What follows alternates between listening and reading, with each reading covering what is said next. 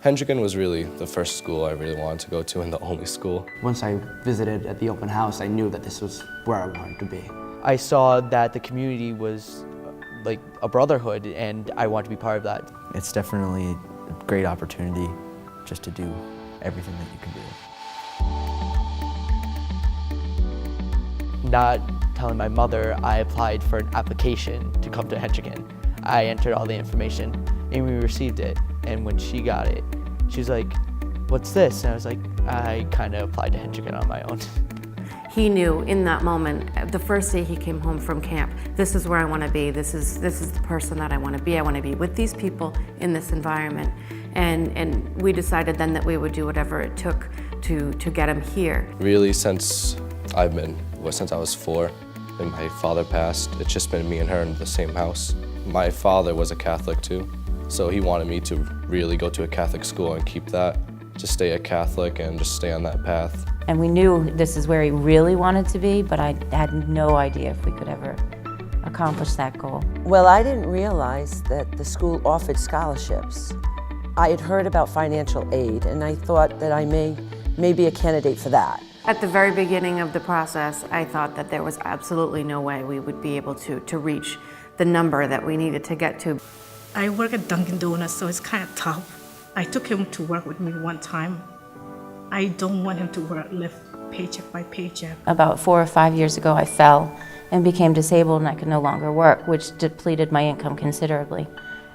And I always was worried that because of that, I was gypping him out of the opportunity to come here. In that phone call, I remember Kathy telling me, "Don't give up.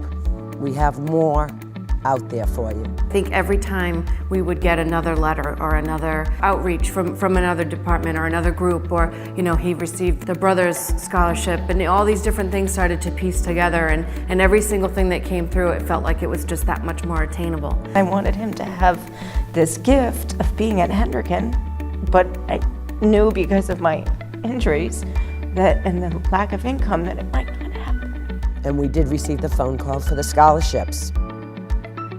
And we did have a donor in the Arts Academy, which Michael wanted to participate in, that ultimately bridged that gap, that made it affordable for us to be able to come to Hendricken.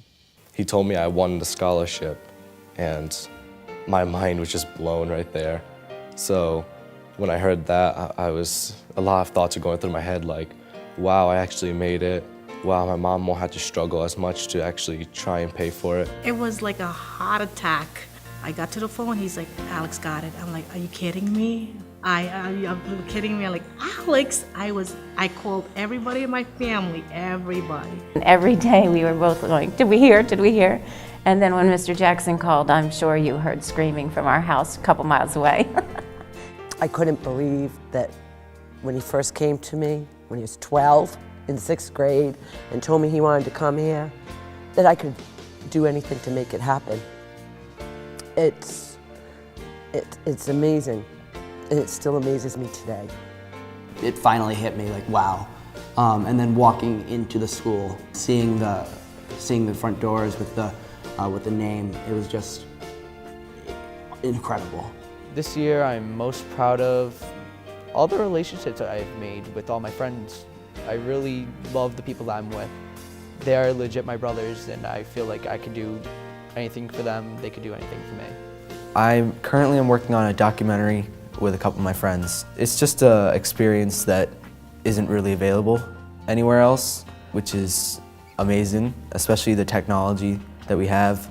It's hard to say one thing that I'm most proud of, but if I had to choose one, I think it would be the impact that I've made in the drama department. Everything that I've done to not only better myself, but to better the program as a whole. This school builds people to be very successful. Every penny helps towards all the boys here. I feel like I'm getting the best experience, and I want other people to experience that too, because I feel that Hendricken has the best education.